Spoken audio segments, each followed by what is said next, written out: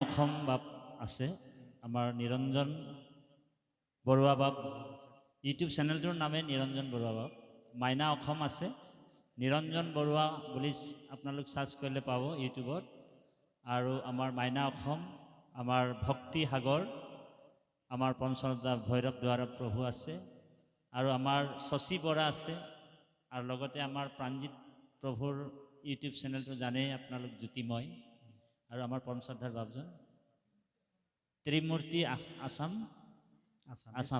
ত্ৰিমূৰ্তি আসাম বুলি মাৰিলে আপোনাৰ হওক আজিৰ যিটো ভিডিঅ' আপোনাৰ হওক ছ'চিয়েল মিডিয়াত আপোনাৰ হওক চাব পাৰিব সকলোৱে যাতে অকণমান মৰম আগবঢ়াব বুলি সমস্তজনৰ শ্ৰীচৰণত ভক্তিপূৰ্ণ সেৱা জনাই আজি আমি পাঠ জীবনে মৰণে হৰি হেৰৰে বা পখিল শৰণে এই বৰগীতভাগী মাধৱদেৱে বহুত তাৰণাত পৰি তেওঁ লিখিব লগা হৈছিল গাব লগা হৈছিল যে শংকৰ গুৰুজনাই চকুৰি ভকতক লৈ যি নাম প্ৰসংগ কৰি আছিল নাম প্ৰসংগ কৰি থকাৰ সময়ত তাত এজন হৰিহৰ নামৰ ভকত আছিল আৰু এই হৰিহৰ নামৰ ভকতজনে প্ৰতিজন ভকতৰ অকল দুখকে দেখে প্ৰথম তেওঁ শংকৰ গুৰুজনাৰ লগত বৃত্ততে আসন গ্ৰহণ কৰিছিল আৰু তেওঁ তাৰ পৰাই প্ৰতিজন ভকতৰ দুখবিলাক কৈ থাকে আৰু মাধৱ পুৰুষৰ লগত আলোচনা কৰি তেওঁক তাৰ পৰা পিছৰ শাৰীলৈ বহাই দিলে আৰু পিছৰ শাৰীৰ পৰাও তেওঁ অকল অন্য ভকতসকল অকল দুখকে দেখে তাৰ পাছত তেওঁক বাউণ্ডালৈ বহাই দিলে বাউণ্ডাৰ পৰাও তেওঁ অন্য ভকতসকল অকল দুখকে দেখে আৰু তেওঁক তাৰ পৰা এদিন শংকৰ গুৰু আৰু মাধৱ পুৰুষ দুইজনে আলোচনা কৰি তেওঁক তাৰ পৰা বিদায় দি পঠাই দিলে আৰু মাধৱ পুৰুষে ঘোষাত লিখিব লগা হৈছিল যে অধমে কেৱল দুখ যিসকল অধম ভকত সেইসকলে সদায় আনৰ অকল দুখটোহে দেখে আৰু অধম মধ্যমে গুণ দুখ কৰ বিচাৰ যিসকল অধমৰ মধ্যম ভকত এইসকলে দুখটোক দুখ বুলি কয় আৰু গুণটোক গুণ বুলি কয় উত্তমে গুণক কৰয় বিস্তাৰ আৰু উত্তমে অল্প গুণ কৰয় বিস্তাৰ এই ঘোষাফাকি লিখিব লগা হৈছিল গতিকে আমি ভকত হৈছোঁ এতিয়া ভকতি কেনেকৈ হৈছে যেনেকৈ আমি যেতিয়া ডাক্তৰৰ ওচৰত যাওঁ ডাক্তৰৰ ওচৰত জ্বৰ জোখা এডাল থাৰ্মোমিটাৰ থাকে এই থাৰ্মোমিটাৰডাল যেতিয়া শৰীৰত লগাই দিয়া যায় আপোনাৰ শৰীৰত কিমান তাপমান আছে গম পায় তদ্ৰূপ আমাৰ কিমান ভকতি হৈছে নিজৰ গাত নিজেই চিকুটি চালেই বা নিজৰ গাত নিজেই থাৰ্মোমিটাৰলৈ জুখি চালেই আমাৰ ভকতি হৈছে নাই গম পাম তদ্ৰূপ এই ভকতি দিশত আমি আগবাঢ়িব লাগিব আৰু আমি সমস্তজনৰ শ্ৰীচৰণত ভক্তিভৰা সেৱাভাগ নিবেদন কৰি আমি পৰৱৰ্তী পাঠৰ মাজলৈ আগবাঢ়িছোঁ আমাৰ পৰৱৰ্তী খন্তেক সময় আমাৰ অনিল তাঁতী বাপজনাই আঁত ধৰিব তাৰপিছত আমিও অংশগ্ৰহণ কৰিম কৃষ্ণ দুখ কলাগিয়া যেন পুৰুষে একো যত্ন নকৰয় তথাপিতো আনি মিলাৱয় দৈবে অন্তে দুখ নপাৱয় সেই মতে জানা দুখ মিলে আঁকি দুয়ো গোছে তেতিক্ষণে তাক লাগি যত্ন কৰিবে নলাগে বিচাৰি দেখিও মনে কেৱলে আয়ো ব্যৰ্থ হোৱে মাত্ৰ পৰম দুখ পাৱে সেই মতে শ্ৰম কৰিলে জানিবা একোৱে সুখ নপাৱে হে মুকুন্দ পদক যিটো জনে ভজে যেন মতে সুখী হয় একোৱে উপায় সিমত কৰিয়া নাহিকে সুখী নিশ্চয় ঘোৰ সংসাৰক পাৱে যাৱে নতো পাৱে শৰীৰ সুদিহ থাকে ভগৱন্ত পদ সেৱা কৰিবাক লাগে যত্ন কৰিবাকে হীৰা মুকুন্দ পদক যিটো জনে ভজে যেন মতে সুখী হয় একোৱে উপায় সিমত কৰিয়া নাহিকে সুখী নিশ্চয়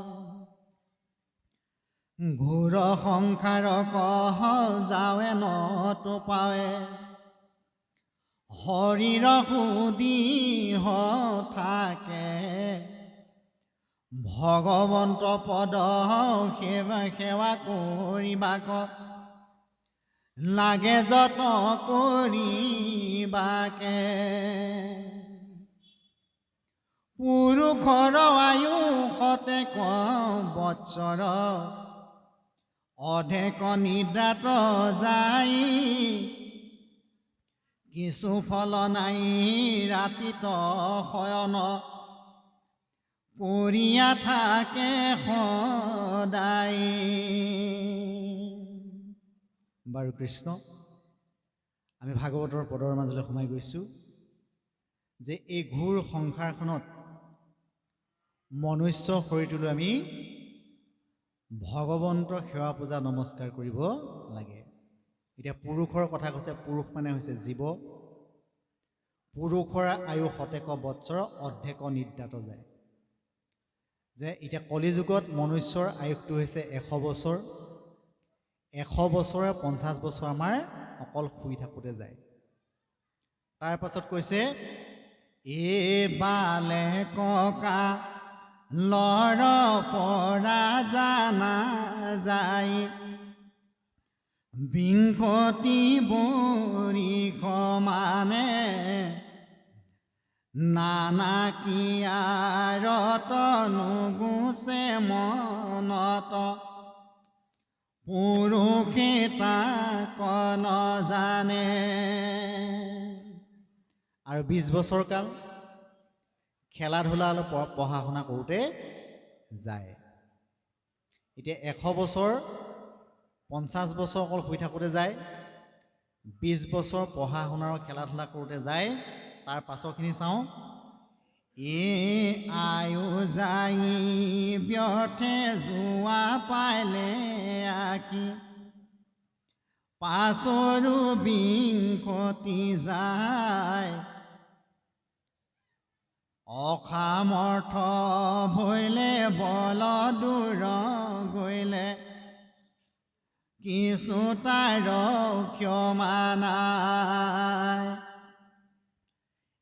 তথাপিতো মন পূৰণ যায় শৰীৰত বল নাই ইয়াকুল ব্যাকুল লাখুটি কধৰি আনে দৈৱ সৰ্বদায়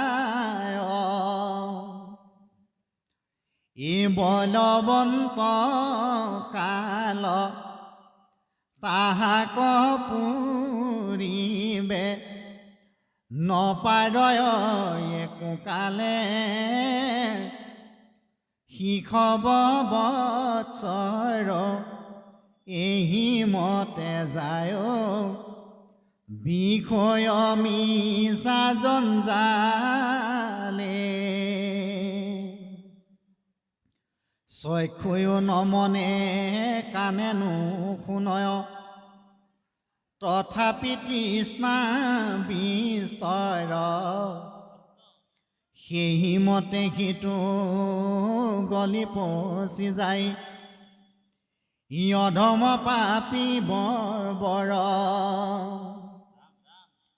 বুলিবা যৌৱন কাল মানেইটো বিষয় ভোগ কৰিব বৃদ্ধ কাল ভৈলে বিৰকত হোৱা এই পাছত মুখ্য সাধিব এতিয়া মনুষ্যৰ 100 বছৰটো ভাগ কৰি দিছে এই 100 বছৰৰ 50 বছৰ অকল শুই থাকোঁতে যায় 20 বছৰ খেলা ধূলা আৰু পঢ়া শুনা কৰোঁতে যায় 10 বছৰ ধন উপাৰ্জন কৰোঁতে যায় আৰু বৃদ্ধ কালছোৱাত 20 বছৰ যায় এতিয়া বৃদ্ধ কালছোৱাত যেতিয়া ভগৱন্তত ভক্তি কৰিব হ'ব তেতিয়া কি হ'ব ছাল সুতুৰা পৰিব কাণেৰে নুশুনা হ'ব চকুৰে নেদেখা হ'ব দাঁত সৰি যাব আৰু গোটেই সৰ্বৰ শৰীৰটোৰ জইনবিলাকত বিষ হ'ব আৰু তেতিয়া ভকতি কৰাৰ সময় নাথাকে গতিকে আমি ভকতি কেতিয়াৰ পৰা কৰিব লাগে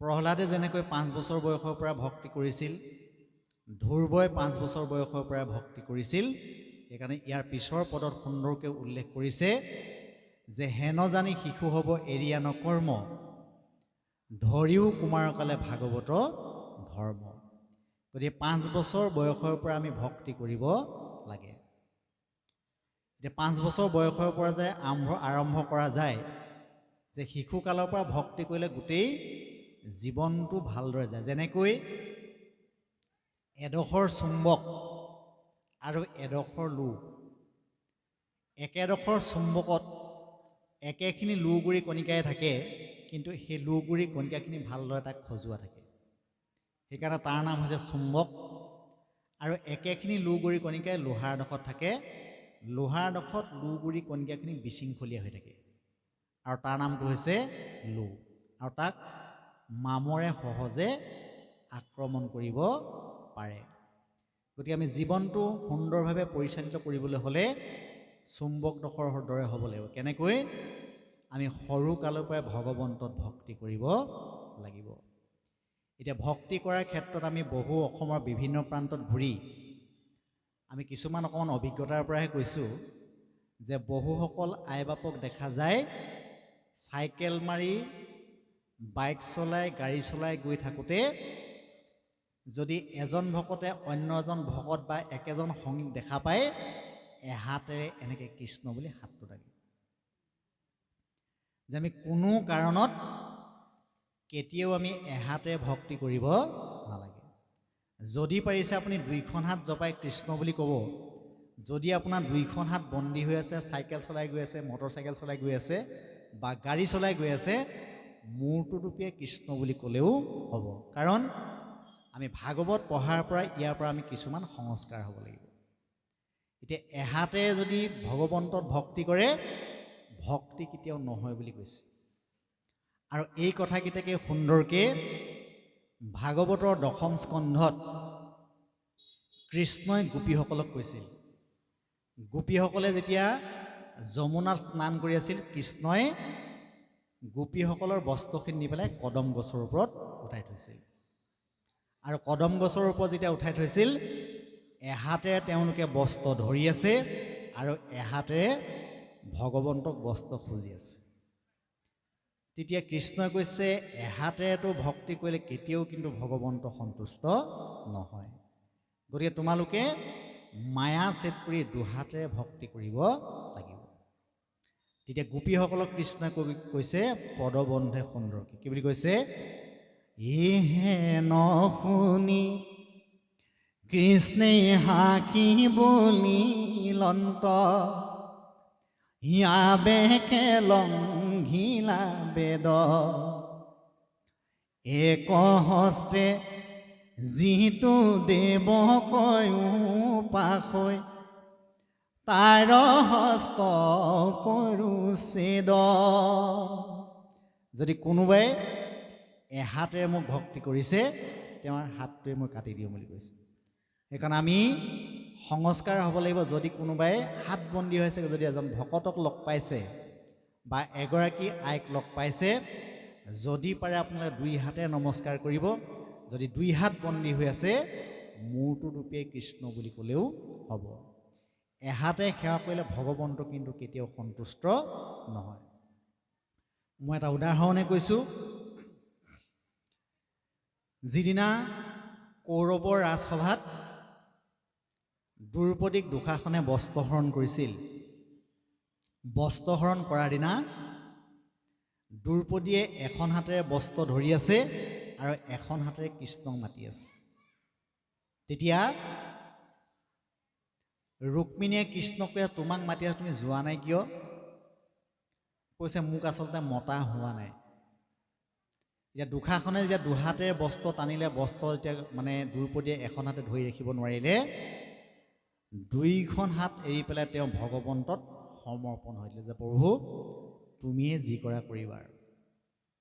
আৰু তেতিয়া তৎক্ষণাৎ ভগৱন্ত আহি পেলাই দ্ৰৌপদীক বস্ত্ৰ দি আছে। আৰু এই কথাকেইটাকে সুন্দৰকৈ গীতা শাস্ত্ৰত উল্লেখ কৰিছে। কি বুলি কৈছে, হে পূৰ্বে বীৰ কুৰুৰাজে, দ্ৰৌপদীক সভাৰ মাজে, বস্ত্ৰ কাঢ়ি লৈলে কটাহাৰ, তুমি বস্ত্ৰ ৰূপ হৈয়া দ্ৰৌপদীৰ অংগে গয়া লাজ।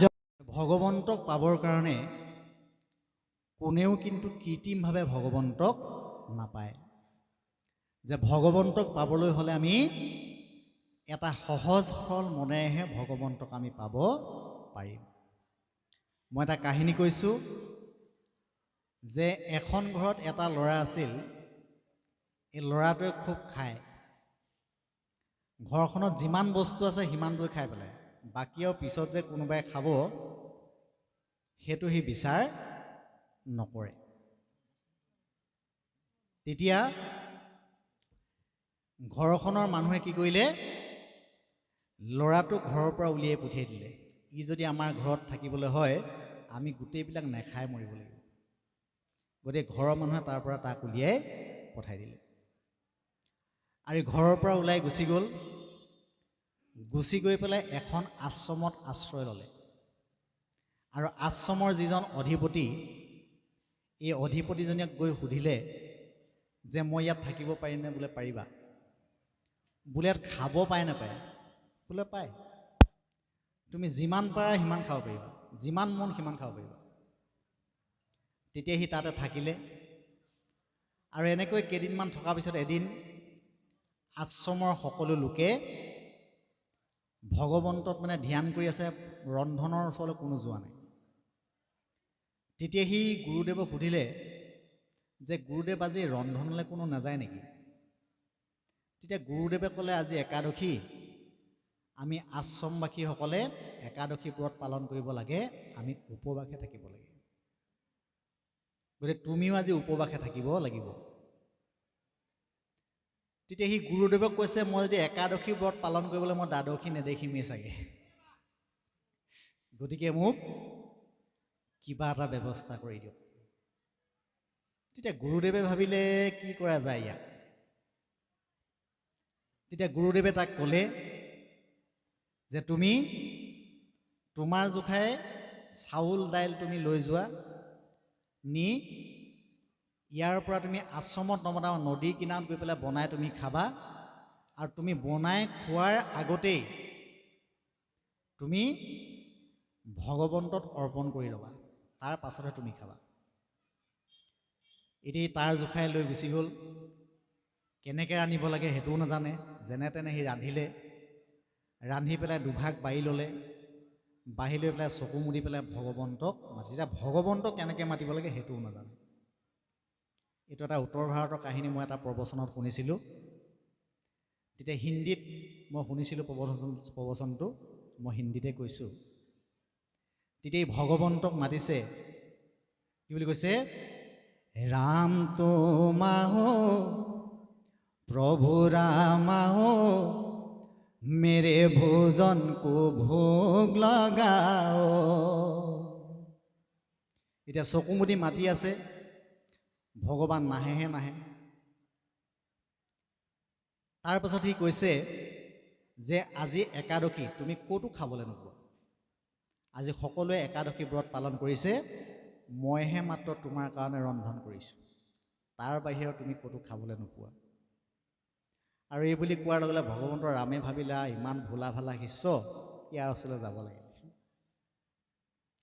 এতিয়া তাৰ ওচৰত গ'ল, গৈ পেলাই উপস্থিত হ'ল, আৰু লগত জানকী সীতাক লৈ গৈছে। এতিয়া ৰন্ধন কৰিছে দুজনৰ কাৰণে, এতিয়া গৈছে তিনিজন। দুজন গৈ যেতিয়া উপস্থিত হৈ গ'ল, তেতিয়া সি এবাৰ খাদ্যলৈ চাইছে আৰু এবাৰ ৰামৰ মুখলৈ চাইছে। তেতিয়া কৈছে কি হ'ল? কৈছে একো নাই, হ'ব হ'ব, ভোক লগাইয়ে। এতিয়া তিনিজনে সেইদিনা খালে। খোৱাৰ পাছত তাৰপিছত কৈছে যে অহাটো একাদশীটো যাতে তুমি আহা, কিন্তু ইমান মানুহ আনিব নালাগে, তুমি অকলে আহিবা। এতিয়া পিছৰটো একাদশী তিনিজনৰ কাৰণে লৈ গৈছে, নি পেলাই ৰন্ধন কৰিলে। ৰন্ধন কৰি ভগৱন্তক মাতিছে, राम तुम आओ सीताराम आओ मेरे भोजन को भोग लगाओ। এতিয়া সেইদিনা মতাৰ লগত তিনিজন আহিছে, ৰাম লক্ষ্মণ সীতা। এতিয়া তিনিজন গৈ যেতিয়া উপস্থিত হ'ল, এই তিনিজনৰ খাদ্য এতিয়া ৰান্ধিছে, তাৰ হাতে চাৰিজন হ'ল। এতিয়া এবাৰ খাদ্যলৈ চাইছে, এবাৰ মানে ৰামৰ মুখলৈ চাইছে। ৰামে সুধিছে কি হ'ল? বোলে একো হোৱা নাই, হ'ব হ'ব। তাৰ মনৰ বাধাটো মোৰতো আজি কিমান বাৰ ভাগ কৰে, সিদিনা বাৰু ভগাই খালোঁ। আৰু সেইদিনা তেনেকৈ ভগাই খালে। খোৱাৰ পাছত আকৌ কৈছে তাৰ পিছতো একাদশীটো যাতে আহা। এতিয়া পিছৰটো একাদশী গুৰুদেৱকৈ কৈছে যে তুমি যে এজন ঠাকুৰ আহিব বুলি ক'লা, কালিতো এইটো একাদশীটো দুজন আহিলে, আজিতো তিনিজন আহিলে, তাৰ পিছৰটো একাদশীত বা কিমানজন আহে ঠিক নাই, গতিকে মোক অলপ সৰহকৈ দিয়া। আৰু সেইদিনা এটা পাচিত চাউল দাইল সি যিমান পাৰে এটা এখন ভাৰ কৰি পেলাই মূৰত লৈ নদীৰ পাৰলৈ লৈ গৈছে, আৰু নদীৰ পাৰত নি পেলাই পাচিটোত থৈছে, থৈ পেলাই সেইদিনা সি বনোৱা নাই। আৰু সি ভগৱন্তক মাতিছে, ৰাম তোমা হো प्रभु रामा हो मेरे भोजन को भोग लगाओ। যেতিয়া মাতিলে, সেইদিনা ভগৱন্তই আচলতে ভকতক ৰস ল'বৰ কাৰণে গোটেই ত্ৰিদশৰ দেৱতা ৰাম লক্ষ্মণ সীতা ভৰত শত্ৰুঘ্ন বিভীষণ সকলো আহি পেলাই সেইদিনা উপস্থিত হৈছে। আৰু বিমানেই বিমান, চাৰিওফালৰ পৰা মানুহে মানুহ আহিছে, দেৱতাসকল আহিছে। আৰু সি চকুমুদি বহি আছে। কৈছে কি হ'ল, আজি ৰন্ধন কৰা নাই? বোলে মই কেনেকৈ ৰন্ধন কৰিম, তোমালোক ইমানবিলাক আহিছা, মইতো ৰন্ধন কৰিব নোৱাৰোঁ। আৰু মাতা জানকী সীতাক ৰন্ধন কৰিবলৈ দিছে, আৰু জানকী সীতাই ৰন্ধন কৰালৈ যিমান আহে সিমান খাব। তেওঁ অক্ষয় ভাণ্ডাৰ, যিমান দিলেও সেই ভাণ্ডাৰৰ পৰা কেতিয়াও শেষ নহয়। আৰু তেওঁ লাহেকৈ গছজোপাৰ তলত বহি লৈ চকুমুদি ৰামৰ লগত কথা পাতে। ৰামে গৈ সুধিছে কি হ'ল, তুমিতো আমি ইমানবিলাক মানুহ আহিছোঁ, সকলোৰ লগত কথা পাতিব লাগে, মাতিব লাগে, সকলোকে মাত এষাৰ দিব লাগে, তেতিয়া সি কৈছে হ'ব হ'ব হ'ব, আপোনালোকে ৰান্ধকচোন বাৰু, খাবচোন বাৰু, খাওকচোন বাৰু, হ'বচোন বাৰু। তাৰ বেথাটো ইমানবিলাক মানুহ আহিছে যে মোৰ ভাগত ক'ত। তাৰ বেথাটো নিজক লৈ চিন্তা, আনক লৈ চিন্তা নাই। আৰু তেতিয়া তাৰ পিছে পিছে গুৰুদেৱ আহি আছে। ইয়াৰ খাদ্যবিলাক আচলতে কোনে খাই আছে? আশ্ৰমৰ পৰা যে লৈ আহি পেলাই দিয়েহি কোনে খায়? পিছে পিছে গুৰুদেৱে তাক নিৰীক্ষণ কৰি আহি অলপ আঁতৰে আহি গুৰুদেৱে যেতিয়া ৰামৰ লগত মানে সেই ল'ৰাটোৱে আৰু ৰামৰ লগত কথা পাতি আছে, তেতিয়া গুৰুদেৱে গৈ সুধিছে, তুমি কাৰ লগত কথা পাতিছা? বোলে ইয়াৰ ৰাম, ইয়াৰ জানকী সীতা, ইয়াৰ ত্ৰিদশৰ দেৱতাসকল সকলোকে দেখাইছে। কৈছে মইতো দেখা নাই। তেতিয়া এই ল'ৰাটোৱে খাটনি ধৰিছে ৰামক যে প্ৰভু, মোৰ গুৰুক আপুনি দৰ্শন দিয়ক, কাৰণ যদি আপুনি দৰ্শন নিদিয়ে মোক অবিশ্বাস কৰিব, বিশ্বাসঘাতকতা হ'ব, গতিকে আপুনি মোৰ প্ৰভু গুৰুদেৱক দৰ্শন দিয়ক, ৰামচন্দ্ৰক কৈছে। আৰু ৰামে তেতিয়া গুৰুক দৰ্শন দিছে, আৰু দৰ্শন দিয়াৰ লগে লগে গুৰুৰ চৰণত ৰামে পৰি পেলাই, মানে সেই গুৰুদেৱ পৰি পেলাই ৰামৰ চৰণত দণ্ডবোধ হৈছে। এতিয়া ভগৱন্তত ভক্তি কৰিবৰ কাৰণে যে এটা সহজ সৰল মনেৰেহে আমি ভগৱন্তত ভক্তি কৰিব পাৰিম। কোনেও কিন্তু কৃত্ৰিমভাৱে ভগৱন্তত ভক্তি কৰিব নোৱাৰে। যে আমি শুনিছোঁ আজিলৈকে যে গুৰুৰ মাধ্যমে শিষ্যসকলে ভগৱন্তক দৰ্শন কৰে, কিন্তু শিষ্যৰ মাধ্যমেৰেও গুৰুক দৰ্শন কৰিব পাৰে। গতিকে গুৰুতকৈ শিষ্য হিয়ান, হুঁচৰি হুঁচৰি লয় জ্ঞান। যেতিয়া দৰ্শন হ'ল, আৰু তেতিয়া নাৰদৰ কৃষ্ণ দৰ্শন বুলি এটা অধ্যায় আছে, তাত সুন্দৰকৈ উল্লেখ কৰিছে যে ভগৱন্তই সদায় ভকতৰ সংগত থাকে, আৰু ভকতে যি ভগৱন্তৰ গুণানুকীৰ্তন শ্ৰৱণ কীৰ্তন কৰে, সেই ভগৱন্তৰ গুণানুকীৰ্তনৰ শ্ৰৱণ কীৰ্তনৰ ভগৱন্তই মালা পিন্ধে। আমাৰ দৰে কিন্তু ভগৱন্তই আহাৰ নাখায়, আৰু ভগৱন্ত সদায় নামেৰে সন্তুষ্ট হৈ থাকে। সেইকাৰণে নাৰদৰ কৃষ্ণ দৰ্শন বুলি এটা অধ্যায় আছে, তাত সুন্দৰকৈ উল্লেখ কৰিছে। কি বুলি কৈছে? নাৰদ বিষ্ণু হিয়াচন্ত কৈ বৈকুণ্ঠতো মই নাথাকো ৰৈ, যোগীৰ হিয়াই এৰি সমুদায় থাকো ভকতৰ কীৰ্তন চাই। হে নাৰদ, মই বৈকুণ্ঠতো নাথাকোঁ, যোগীৰ হিয়াতো নাথাকোঁ, য'ত মোৰ ভকতসকলে ভগৱন্তৰ গুণানুকীৰ্তন কৰে, মহেশ স্থানত প্ৰত্যেকৰে হৃদয়ত মই বিৰাজমান হৈ থাকোঁ। এতিয়া এই স্থানডোখৰত আজি প্ৰাণজিৎ গগৈ বাপজনাৰ গৃহত যিসকলে ইয়াত উপস্থিত হৈছে, আমি সমস্তজনৰ সুস্বাস্থ্যৰ দীৰ্ঘায়ু কামনা কৰিছোঁ। আৰু আমাৰ পৰম শ্ৰদ্ধাৰ